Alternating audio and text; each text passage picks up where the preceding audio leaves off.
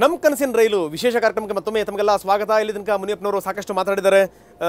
ಬನ್ನಿ ಈಗ ಒಂದೊಂದು ಯೋಜನೆಯ ಬಗ್ಗೆ, ಯಾಕಂದರೆ ಕಳೆದ ಬಾರಿ ಏನು ಪ್ರಸ್ತಾವನೆ ಬಂದಿತ್ತು, ಕಳೆದ ಬಾರಿ ಏನು ಪ್ರಕಟಣೆ ಆಗಿತ್ತು, ಅದರ ಬಗ್ಗೆ ಒಂದಷ್ಟು ನಾನು ವಿವರಗಳನ್ನು ಕೊಡ್ತಾ ಹೋಗ್ತೀನಿ. ನೀವು ಕೂಡ ಗ್ರಾಫಿಕ್ಸ್ ಮುಖಾಂತರ ನೋಡ್ತಾ ಇದ್ದೀರಿ ಅಂತ ನಾನು ಭಾವಿಸ್ತೀನಿ. ಅದರಲ್ಲಿ ಕಡಪ ಬೆಂಗಳೂರು ಅಂದರೆ ವಯಾ ಕೋಲಾರ, ಇದೊಂದು ಬಹಳ ಒಂದು ಇಂಪಾರ್ಟೆಂಟ್ ಲೈನ್ ಇದು. ಯಾಕಂದರೆ ಬೆಂಗಳೂರಿಂದ ವಿಜಯವಾಡ, ವಿಜಯವಾಡದಿಂದ ಕೋಲ್ಕತ್ತಾ ತನಕ ಟಚ್ ಆಗುವಂಥದ್ದು. ಅದ್ರ ಬಗ್ಗೆ ಮುನಿಯಪ್ಪನವರು ಹೇಳ್ತಾ ಇದ್ರು, ಭೂಮಿ ಕೊಟ್ಟರೆ ಮಾತ್ರ ನಾವು ಮಾಡ್ಲಿಕ್ಕೆ ಸಾಧ್ಯ ಅನ್ನುವಂಥದ್ದು. ಒಂದು ಲೆಕ್ಕದಲ್ಲಿ ಅದು ಆಗಬಹುದು ಅನ್ನುವಂಥ ಆಶಾಭಾವನೆ ಕೂಡ ಅವರಲ್ಲಿದೆ.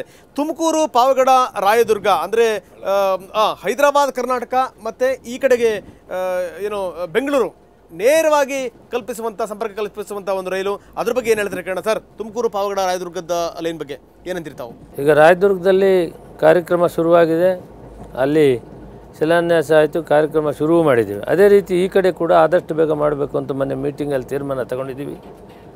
ಅವರು ಆದಷ್ಟು ಬೇಗ ಭೂಮಿಯನ್ನು ನಮ್ಮ ವಶಕ್ಕೆ ಕೊಡ್ತೀವಿ ಅಂತ ಹೇಳಿದರೆ, ಭೂಮಿ ಕೊಡಿದ ತಕ್ಷಣ ನಾವು ಟೆಂಡರ್ಸ್ ಕರೆದು ಕೆಲಸ ಶುರು ಮಾಡ್ತೀವಿ. ಓಕೆ, ಸೊ ಅದಾಗುತ್ತೆ ಅನ್ನುವಂಥ ಆಶಾಭಾವನೆ ಇದೆ. ಹಾಗಾದರೆ ಮಂಜೂರಾಗಿರೋ ಪ್ರಾಜೆಕ್ಟ್ ಆಗಲೇ ಆಗ್ತದೆ, ಖಂಡಿತ ಆಗುತ್ತೆ, ಅನುಮಾನನೇ ಇಲ್ಲ. ಎಸ್.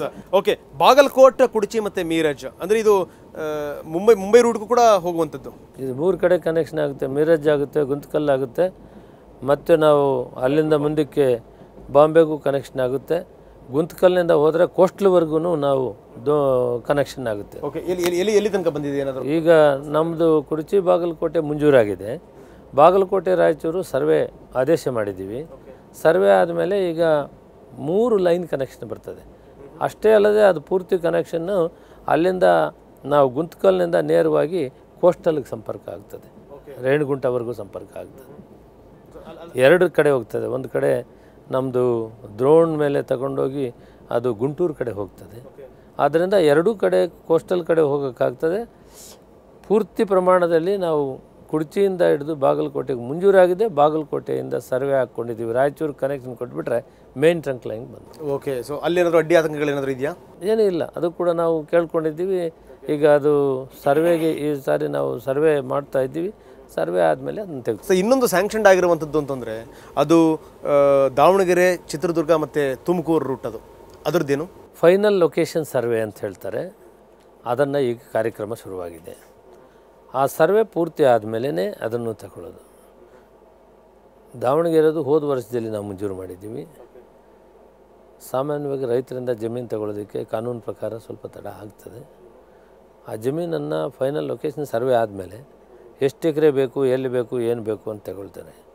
ಅದು ಒಂದು ದೊಡ್ಡ ಜಂಕ್ಷನ್ ಆಗ್ತದೆ. ಈಗ 3 ತುಮಕೂರಿನಿಂದ ಆಚೆ, ತುಮಕೂರಿಗೆ ಬರೋಕ್ಕೆ ಮೊದಲು ಒಂದು ಕಡೆ ಮಧುಗಿರಿಯಿಂದ ಇದು ರಾಯದುರ್ಗದಿಂದ, ಬಳ್ಳಾರಿ ರಾಯದುರ್ಗದಿಂದ ಬರೋದೊಂದು, ದಾವಣಗೆರೆಯಿಂದ ಬರೋದೊಂದು, 2 ತಿಪ್ಟೂರಿನಿಂದ ಬರೋದು. 3 ಜಂಕ್ಷನ್ ಒಂದು ದೊಡ್ಡ ಜಂಕ್ಷನ್ ಆಗುತ್ತೆ. ಅಲ್ಲಿ ಗೂಡ್ ಶೆಡ್ ಅವೆಲ್ಲ ಮಾಡಬೇಕು ಅಂತ ಮಾಡಿದ್ವಿ. Point I will tell you. Okay, so ಒಂದು ದೊಡ್ಡ ಕನಸಿನ ಯೋಜನೆ ಅದು. ಅಲ್ಲಿ ಯಾವ ಇವೆಲ್ಲ ಕೂಡ ಮಂಜೂರಾಗಿವೆ. ಒಂದೇ ಮಾತಲ್ಲಿ ಹೇಳಬೇಕಂದ್ರೆ ಈ ಕೆಲಸಗಳನ್ನು ಕಾಸ್ಟ್ ಶೇರಿಂಗು ತಗೊಂಡಿದ್ದೀವಿ. ಈ ಕಮಿಟೆಡ್ ಘೋಷಣೆ ಮಾಡಿದ್ದೀವಿ. Okay, survey ಪ್ರಗತಿಯಲ್ಲಿವೆ. ಸರ್ವೆ ಆದ ತಕ್ಷಣ ಇವೆಲ್ಲ ಕೆಲಸಗಳನ್ನು ಶುರುವಾಗ್ತವೆ. ಸರ್ವೆಗೂ ಸ್ಪೆಷಲ್ ಕಮಿಟಿ ಮಾಡಿಬಿಟ್ಟಿದೆ ಚೀಫ್ ಸೆಕ್ರೆಟರಿ ನೇತೃತ್ವದಲ್ಲಿ. ಓಕೆ, 2000 ಎಕರೆ ನಾನು ಹೇಳ್ತಾ ಇದ್ದೀನಿ ನಿಮಗೆ ಕೊಟ್ಟಿದ್ದಾರೆ. ಇನ್ನೂ ಫಾಸ್ಟಾಗಿ ಮಾಡಲಿ ಅಂತ ಹೇಳ್ಬಿಟ್ಟು ನಾನು ಅವ್ರನ್ನ ಮನವಿ ಮಾಡ್ತೀನಿ. Yes sir. ಹರಿಹರ, ಹೊನ್ನಾಳಿ ಮತ್ತು ಈ ಶಿವಮೊಗ್ಗ ರೂಟ್ ಏನಿದೆ ಅದ್ರ ಬಗ್ಗೆ? ಶಿವಮೊಗ್ಗ, ಹರಿಹರ ಬಗ್ಗೆ ಸ್ವಲ್ಪ ಉತ್ಕೃಷ್ಟವಾದಂಥ ಭೂಮಿ ಇದೆ ಅನ್ನೋದ್ರ ಬಗ್ಗೆ ಸ್ವಲ್ಪ ರೈತರು ಬಿಟ್ಟುಕೊಡೋದಕ್ಕೆ ಹಿಂದೆ ಮುಂದೆ ನೋಡ್ತಾ ಇದ್ದಾರೆ. ಮತ್ತೊಂದು ಚಿಂತನೆಯನ್ನು ಮಾಡ್ತಾ ಇದ್ದೀವಿ. ಅದು ಶಿವಮೊಗ್ಗ, ಸಕಲೇಶ್ಪುರ, ರಾಣೆಬೆನ್ನೂರ ಮೇಲೆ, ಶಿಕಾರಿಪುರ, ಸಕಲೇಶ್ಪುರ ಅಲ್ಲ, ಶಿಕಾರಿಪುರದ ಮೇಲೆ ರಾಣೆಬೆನ್ನೂರಿಗೆ ಸಂಪರ್ಕ ಮಾಡೋಣ ಅಂತ ಒಂದು ಮನವಿ ಬಂದಿದೆ ಆ ಕ್ಷೇತ್ರದ MP ಅವರಿಂದ. ಸೊ ಇದರ ಬದಲಿ ವ್ಯವಸ್ಥೆ ಮಾಡುವಂಥದ್ದು ಏನು? ಒಂದು ಪಕ್ಷ ಏನಾದರೂ ಭೂಮಿ ಸಿಗಲಿಲ್ಲ ಇಲ್ಲ, ನಮ್ಮ ಅಧಿಕಾರಿಗಳಿಗೆ ನಾವು ಸಲಹೆ ಕೊಟ್ಟಿದ್ದೀವಿ. ಈಗಾಗಲೇ ವಯಬಲ್ ಪ್ರಾಜೆಕ್ಟ್ ಆಗುತ್ತಾ, ವೆಟ್ಲ್ಯಾಂಡ್ ಇದೆಯಾ, ರೈತರಿಗೆ ಏನು ತೊಂದರೆ ಆಗ್ತದೆ, ಶಿವಮೊಗ್ಗ ಹರಿಹರ ಸರಿ ಹೋಗುತ್ತಾ, ಶಿವಮೊಗ್ಗ ಶಿಕಾರಿಪುರ ರಾಣಿಬೆನ್ನೂರು ಸರಿ ಆಗುತ್ತೆ ಅನ್ನೋದನ್ನು ನಮ್ಮ ಅಧಿಕಾರಿಗಳು ಈಗ ಅದನ್ನು ವಿಚಾರ ಮಾಡಿ ತೀರ್ಮಾನ ಕೊಡ್ತಾರೆ. ಸೊ ಇದಿಷ್ಟು ಅಂಕಿಅಂಶಗಳನ್ನು ಕೊಟ್ಟಿದ್ದಾರೆ. ಯಾವ್ಯಾವ ಯೋಜನೆಗಳಿಗಾಗಲೇ ಸ್ಯಾಂಕ್ಷನ್ಡ್ ಆಗಿದೆ, ಎಲ್ಲೆಲ್ಲಿ ಅಡ್ಡಿ ಆತಂಕಗಳಿದೆ ಅಂದರೆ ಒಂದು ಸರಿ ಈ ರೀತಿ ಒಂದು ಪ್ರಕಟಣೆ ಆದಮೇಲೆ ಖಂಡಿತವಾಗ್ಲೂ ಆಗುತ್ತೆ. ಸ್ವಲ್ಪ ತಡ ಆಗ್ಬೋದು ಬೇರೆ ಟೆಕ್ನಿಕಲ್ ಪ್ರಾಬ್ಲಮ್ಗಳಿಂದ, ಆದರೆ ಆಗೋದಂತೂ ಖಚಿತ ಅಂತಾರೆ ಮುನಿಯಪ್ಪನವರು. ನಾನು ಮತ್ತೆ ನೀವು ಗ್ರಾಫಿಕ್ಸ್ ಮುಖಾಂತರ ನೋಡಿದ್ದೀರಿ, ಮತ್ತೆ ಅದರ ಒಂದಷ್ಟು ವಿವರಣೆಗಳನ್ನು ಕೊಡ್ತಾ ಇದ್ದೀನಿ. ಅದು ಕಡಪ ಬೆಂಗಳೂರು ವಯಾ ಕೋಲಾರ ಮಾರ್ಗ. ಇದೇನು ಅಂತಂದರೆ ಬೆಂಗಳೂರಿನಿಂದ ವಿಜಯವಾಡ, ವಿಜಯವಾಡದಿಂದ ಕೋಲ್ಕತ್ತಾ ತನಕ ಟಚ್ ಆಗುವಂಥ ಒಂದು ಮಾರ್ಗ ಇದು. ನಿಜಕ್ಕೂ ಇದರ ಅಗತ್ಯ ಇದೆ. ಇನ್ನೊಂದು ತುಮಕೂರು, ಪಾವಗಡ ಮತ್ತು ರಾಯದುರ್ಗ, ಇದು ಹೈದರಾಬಾದ್ ಕರ್ನಾಟಕ ಮತ್ತು ಬೆಂಗಳೂರು ಒಂದು ಡೈರೆಕ್ಟ್ ಮಾರ್ಗವನ್ನು ಕಲ್ಪಿಸುವಂಥ ಒಂದು ವ್ಯವಸ್ಥೆ ಇದು. ಇನ್ನು ಬಾಗಲಕೋಟ್, ಕುಡ್ಚಿ ಮತ್ತು ಮೀರಜ್ ಮಾರ್ಗ, ಅದು ಮುಂಬೈ ರೂಟ್ದು. ಇದಾದ ನಂತರ ದಾವಣಗೆರೆ, ಚಿತ್ರದುರ್ಗ ಮತ್ತು ತುಮಕೂರು ಬಹಳ ಅಗತ್ಯ ಇರುವಂಥದ್ದು. ಯಾಕಂದರೆ ಇದು ಕೂಡ ಏನಂದ್ರೆ ಈಗಾಗಲೇ ಸ್ಯಾಂಕ್ಷನ್ ಆಗಿರುವಂಥದ್ದು. ಇನ್ನೊಂದು ಹರಿಹರ, ಹೊನ್ನಾಳಿ ಮತ್ತು ಶಿವಮೊಗ್ಗ, ಇಲ್ಲಿ ಸ್ವಲ್ಪ ಕೆಲವೊಂದು ಪ್ರಾಬ್ಲಮ್ಗಳಿದೆ. ಯಾಕಂದರೆ ಬಹಳ ಉತ್ಕೃಷ್ಟವಾದಂಥ ಭೂಮಿ ಇದು, ನಾವು ಬಿಟ್ಕೊಡಲ್ಲ ಅಂತ ರೈತರು ಹೇಳ್ತಾ ಇದ್ದಾರೆ. ಸೊ ಈ ಮುಖಾಂತರ ಒಂದಷ್ಟು ಅಲ್ಲಿ ಪ್ರಯತ್ನಗಳಾಗ್ಬೋದು. ಆದರೂ ಕೂಡ ಅಧಿಕಾರಿಗಳಿಗೆ ಈಗಾಗಲೇ ಒಂದು ಸ್ಪಷ್ಟ ಸೂಚನೆಯನ್ನು ಕೊಟ್ಟಿದ್ದಾರೆ. ಏನು ಎತ್ತ ಒಂದು ಪಕ್ಷ ಇದೇನಾದರೂ ಆಗಲಿಲ್ಲ ಅಂತಂದರೆ ಬದಲಿ ಮಾರ್ಗ ಏನು, ಯಾವ ಮಾರ್ಗದ ಮುಖಾಂತರ ಒಂದಷ್ಟು ವ್ಯವಸ್ಥೆಯನ್ನು ಮಾಡ್ಬೋದು, ಇದರ ಬಗ್ಗೆನೂ ಕೂಡ ಮುನಿಯಪ್ಪನವರು ಚಿಂತನೆ ಮಾಡ್ತಾ ಇದ್ದಾರೆ. ಬನ್ನಿ ಇದ್ರ ಬಗ್ಗೆ ತಜ್ಞರು ಏನು ಹೇಳ್ತಾರೆ ಕೇಳೋಣ. ಬಸವರಾಜ್ ರಾಯರೆಡ್ಡಿ ನಮ್ಮ ಜೊತೆಗಿದ್ದಾರೆ. ಬಸವರಾಜ್, ಎಲ್ಲದನ್ನೂ ಕೂಡ ತಾವು ಕೇಳಿದ್ರಿ. ನಾನು ಆರಂಭ ಶುರು ಮಾಡ್ತಾ ಇದ್ದೀನಿ ಮುನ್ರಾಬಾದ್, ಮೆಹಬೂಬ್ ನಗರದ್ದು. ಯಾಕಂದರೆ ನಾವು ಉದಾಹರಣೆ ಕೊಡಲೇಬೇಕು. ನೀವು ಒಂದು ಮಾತನ್ನು ಹೇಳಿದ್ರಿ ನೀವು ಆರಂಭದಲ್ಲಿ, ಏನು ಅಂದರೆ ರಾಜ್ಯದ ಒಂದು ಬೆಂಬಲ ಕೂಡ ಬಹಳ ಅಗತ್ಯವಾಗಿರುತ್ತೆ ಅಂತ. ಇಲ್ಲಿ ಬಹಳ ಆಶ್ಚರ್ಯಕರ ಸಂಗತಿ ಅಂತಂದರೆ ಬಸವರಾಜ ರೆಡ್ಡಿ ಅವರೇ, ತಾವು ಕೂಡ ರೈಲ್ವೆ ವಿಚಾರದಾಗ ಬಹಳಷ್ಟು ತಿಳ್ಕೊಂಡಿರುವಂಥವ್ರು, ರೈಲ್ವೆ ಯೋಜನೆಗಳಾಗಬೇಕು ಅಂತ ತಾವು ಕೂಡ ಸಾಕಷ್ಟು ಪ್ರಯತ್ನ ಮಾಡಿರುವಂಥವ್ರು. ನೋಡಿ, ಮುನ್ರಾಬಾದ್, ಮೆಹಬೂಬ್ ನಗರ, ಅದರಲ್ಲಿ ನಿಮ್ಮ ಪಾತ್ರನೂ ಕೂಡ ಇದೆ. ಇಲ್ಲಿ ಬಹಳ ಪ್ರಮುಖವಾಗಿರುವಂಥ ಅಂಶ ಅಂತಂದರೆ ಆಂಧ್ರದಲ್ಲಿ ಇದಕ್ಕೆ ಸಂಬಂಧಪಟ್ಟ ಹಾಗೆ 90% ಕೆಲಸ ಆಗೋಗಿದೆ. ಆದರೆ ಕರ್ನಾಟಕದಲ್ಲಿ ನಮ್ಮ ಹಣೆ ಬರಕಿನ 10% ಕೂಡ ಆಗಿಲ್ಲ. ಏನಂತೀರಿ ತಾವು? ಖಂಡಿತವಾಗಿ ಈಗಾಗಲೇ ಮಂತ್ರಿಗಳು ಸ್ಪಷ್ಟಪಡಿಸಿದ್ದಾರೆ. ಕರ್ನಾಟಕದಲ್ಲಿ ಇವತ್ತು ರೈಲ್ವೆ ನಿಧಾನ ಆಗಲಿಕ್ಕೆ, ವಿಳಂಬ ಆಗಲಿಕ್ಕೆ ಕಾರಣ ಹೆಚ್ಚಿನ ಪಾತ್ರ ರಾಜ್ಯ ಸರ್ಕಾರ. ರಾಜ್ಯ ಸರ್ಕಾರ ಭೂಮಿಯನ್ನು ಒದಗಿಸಿಕೊಡದಿದ್ದರೆ ರೈಲ್ವೆ ಇಲಾಖೆ ಕೆಲಸ ಮಾಡೋದಾದರೂ ಹೇಗೆ? ಏನಾಗಿದೆ ನೋಡಿ, ಆಂಧ್ರ, ತಮಿಳುನಾಡು, ಮಹಾರಾಷ್ಟ್ರ ತ್ವರಿತವಾಗಿ ಭೂಮಿಯನ್ನು ಕೊಡ್ತಾರೆ. ರಾಜ್ಯ ಸರ್ಕಾರ ಸಕ್ರಿಯವಾಗಿ ಅದರಲ್ಲಿ ಪಾಲ್ಗೊಂಡು ರೈಲ್ವೆಗೆ ಅನುಕೂಲ ಮಾಡಿಕೊಡ್ತಾರೆ. ಇವತ್ತು ಮುಖ್ಯವಾಗಿ ಕರ್ನಾಟಕಕ್ಕೆ 90ರ ದಶಕದ ಹಿಂದೆ ರೈಲ್ವೆ ಲೈನ್ಗಳು ಕಡಿಮೆ ಇತ್ತು.